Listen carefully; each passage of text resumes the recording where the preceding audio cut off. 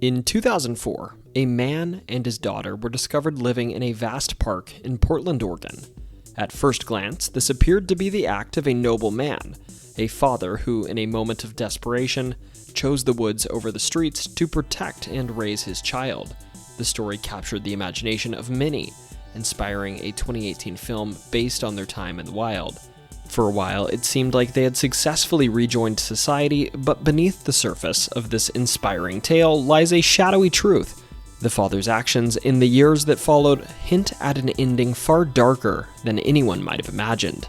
Before we dive into today's stories, welcome to T's Storytime, a place where the strange, the eerie, and the unexplained come to life.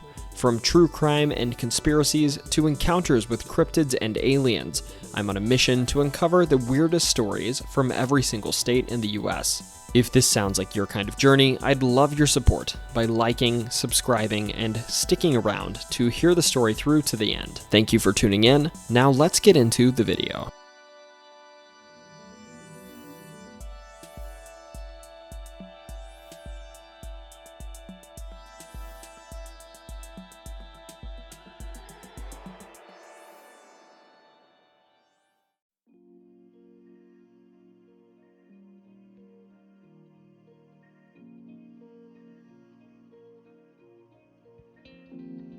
In April of 2004, an Australian couple visiting the Portland, Oregon area went for a jog in Forest Park. Forest Park, for reference, is huge. It's about 7 miles by 2 miles wide, with steep terrain and a thick forest, leading portions of this park to be over an hour's hike from its border along the nearby Skyline Boulevard and St. Helens Road. On this jog, they saw what appeared to be a shelter built into a dugout off of the trail. This shelter appeared to be relatively large, and when they noticed that a young girl was apparently dwelling there, they took it upon themselves to notify the authorities of what they saw. The authorities, to find this camp, apparently had to hike an hour and a half into the forest from a nearby road. In other words, the camp was extremely isolated. Police here found a comprehensive cave shelter of sorts. There were sleeping bags, a Bible, rakes, a rope swing, a vegetable garden they tended to, and a stack of encyclopedias which the daughter had been reading throughout their time in the woods. They stored perishables by the water's edge and even made a small pool of water, which I assume they used to wash themselves and their clothes, as they were recounted to be relatively clean when found. They even had a makeshift couch or bed and dolls for the young girl. Here they subsisted within their natural environment for 4 years, since the year 2000. I saw some reports that to earn money to buy supplies, the father engaged in illicit activities, but given the police did not treat the father as a criminal, I doubt these claims. After some inquiry, they found the man and his daughter moved into the woods in the year 2000 after he lost his job. He apparently feared that the state would take his daughter from him as he became unhomed, and rather than raise her on the streets, he decided that she'd be better off in the woods.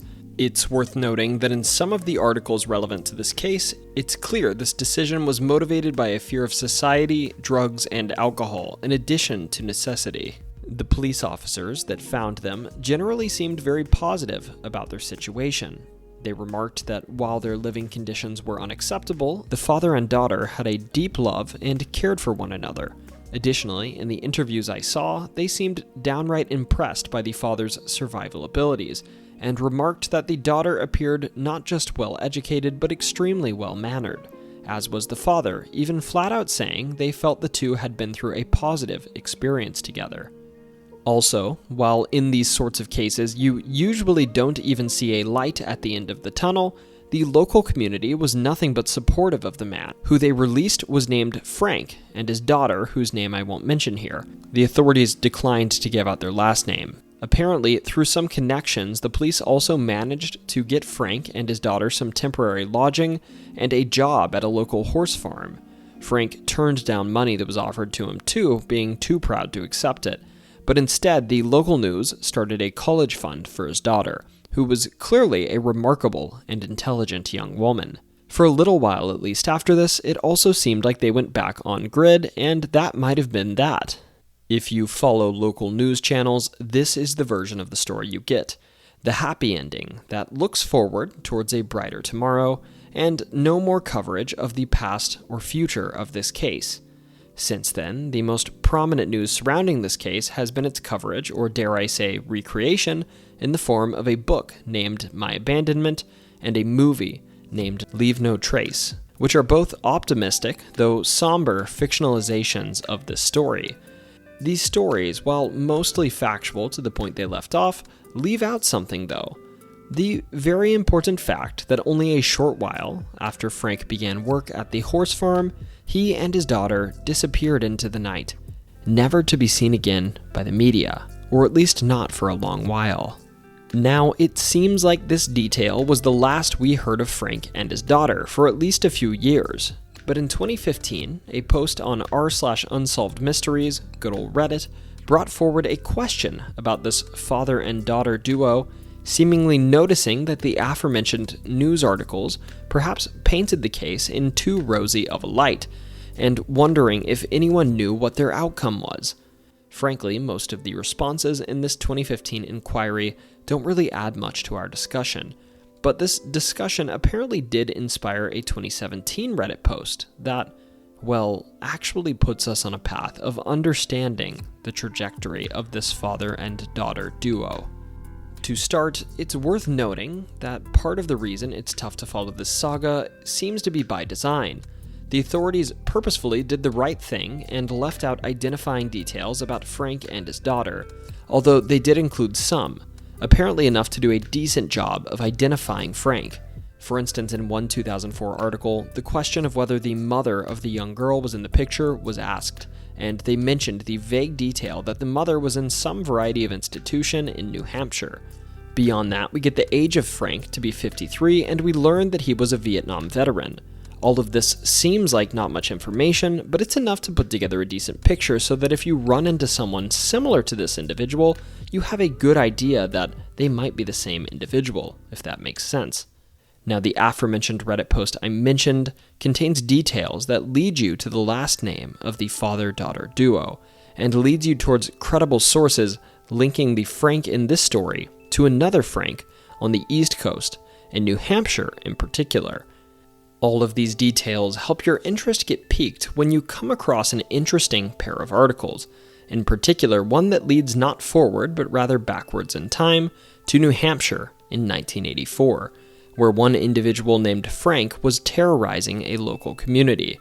Here, a man referred to as a mountain man had been connected with the local desecration of a church, burglary, vandalism of a local cottage, and assault.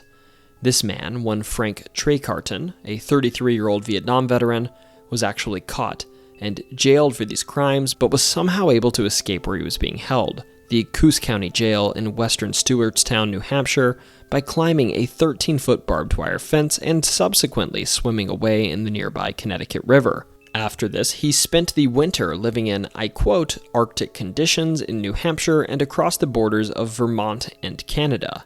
The search for him was initially very broad, but they narrowed in on him after he ran out of a bush in front of a woman in Pittsburgh, New Hampshire, as she was picking blueberries on her father's farm. He, in this encounter, apparently looked like a proper mountain man, with matted hair and a thick brown beard. This prompted a 75-man search by law enforcement from Quebec, Vermont, and New Hampshire involving aircraft and ground teams, where he was eventually caught being cornered by dogs in Quebec on February 10th of 1984, which is when the articles I'm referencing were written. When he was caught, I think it's worth noting he was armed with a high-powered rifle, but he didn't attempt to use this on authorities or the dogs from what I can tell. He was just using this for hunting from the articles I'm reading. Upon his capture, he was described by his lawyer, a Coos County public defender, as uncooperative and in desperate need of mental health treatment, even suggesting Frank was unfit to stand trial. In court, Frank apparently remained mute. Here, we also learn another fact about Frank. Before this episode, he was a patient at the Veterans Administration Hospital in White River Junction, Vermont, and he'd been there multiple times according to his sister. Armed with this new knowledge about who Frank could have been, assuming he is indeed the same Frank Treycarton from the episode in 1984, we can now search further about him. At this point, I think it's worth noting, in my research I found Frank's last name spelled in 4 different ways. This detail may help individuals who want to research further find more information about him, if it exists. On screen right now are the 4 spellings. The first spelling appears to be the correct spelling that's widely used. The second spelling with an I in it I found in some of the articles referencing the 1984 event. The third spelling I found, spelled Treecarden rather than Treycarden, is often used on the Reddit threads, specifically those connecting Frank's 2004 Portland, Oregon escapades with those in 1984. Additionally, the fourth spelling I found in one article referencing a 2013 event involving Frank that we have yet to talk about. I have to wonder if one or more of these misspellings may be a purposeful misdirection either by Frank or by the media, as it seems that Frank was always a bit paranoid about his location being known or about being followed by authorities throughout his life, but hey, I can't say for sure, this is just speculation. Now, following the 1984 and 2004 events, in another thread on r/Unsolved Mysteries, someone actually recounts that an individual with an all too familiar nickname of Mountain Man signed Appalachian Trail logbooks when he was hiking the trail back in 2005 alongside someone referred to as Miss Mountain Dew.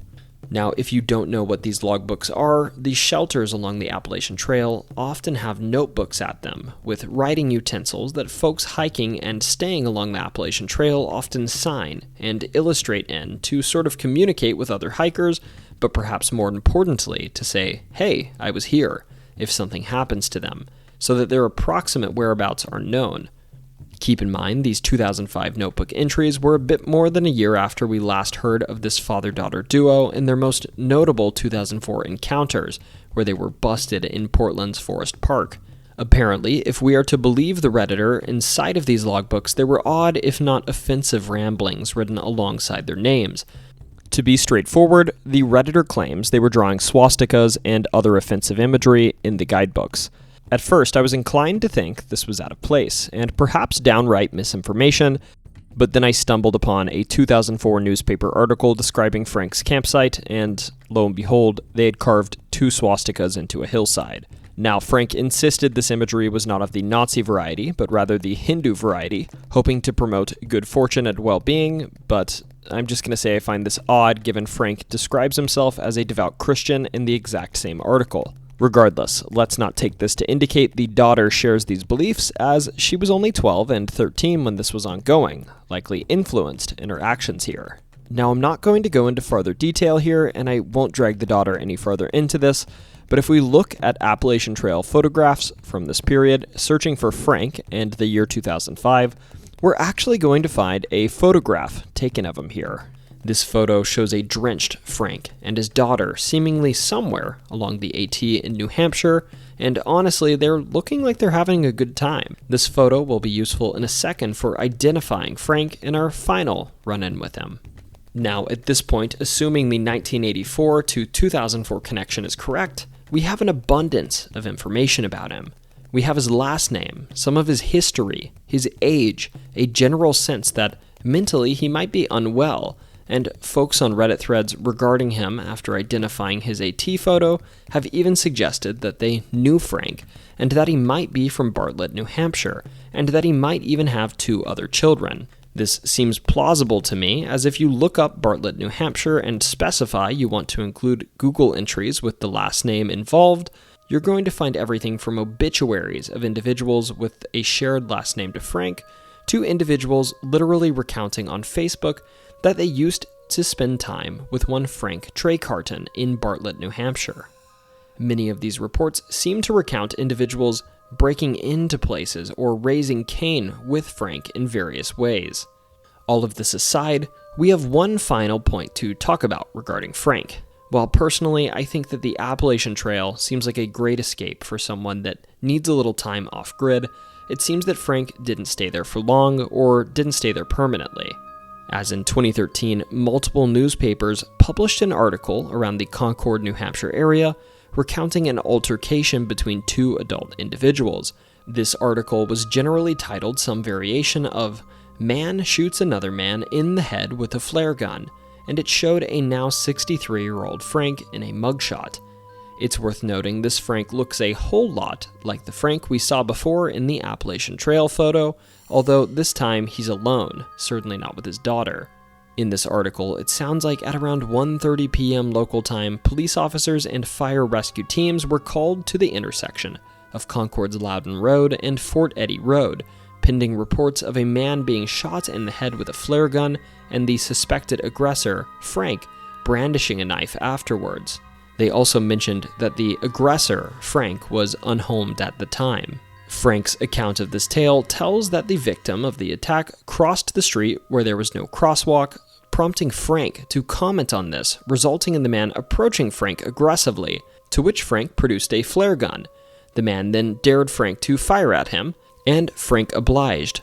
Now, apparently flare guns don't do a ton of damage, as the man chased Frank around after being hit and was taken to the hospital with only minor injuries after the incident. Frank, afterwards, apparently went so far as to toss the flare gun into the nearby Merrimack River over the Merrimack River Bridge. In this article, they acknowledge Frank's prior history with regards to assault, arson, and burglary, and mention he was set to appear in court on January 6th of 2014. He was charged with 2 felonies, second-degree assault, and falsifying physical evidence, and he was held on $10,000 of bail. And this is essentially where the story ends. If you can't tell, this is a far cry from the Disney ending painted by the media that covered the story in 2004, and the summaries I've read of My Abandonment and Leave No Trace don't seem to suggest the story went this direction either, despite being published after these events took place. Now, I also can't find any follow-up on whether Frank was jailed after the 2013 incidents or whether charges were dropped on him. I've searched high and low online, and I can't find any documents suggesting Frank was ever in a New Hampshire jail recently, but hey, maybe I'm not looking in the right places, or maybe the right places aren't very diligent about updating their records. Perhaps the most disturbing part about all of this to me is that through much of it, he dragged his daughter. Though he sounded like a loving father, I can't imagine the isolation of living off-grid or the worldview that Frank had could be particularly healthy for a young mind, and I hope that his daughter was able to find her way back into a normal life. It's sort of strange to talk about because at the time of making this video, the daughter would be about 32 years old, about my age. So I guess if you're watching this, I hope you and your dad got the happy ending you deserved. Now, if anyone has further updates on what happened to Frank, I'd love to hear them in the comments. But for now, I thought I'd make this video that does a decent job of aggregating details regarding the story of this father and daughter pair that lived for 4 years in Forest Park in Portland, Oregon. A bit of local folklore I came across in my readings on Oregon that I thought had not been comprehensively covered on YouTube yet. Anyways, I hope you enjoyed this video. This is a bit of a departure from my normal topic, so I just want to say, if you liked it, I'd really appreciate it if you liked this video, subscribed to my channel, and left a comment. Otherwise, this has been T's Storytime, and don't you ever forget, it's always story time.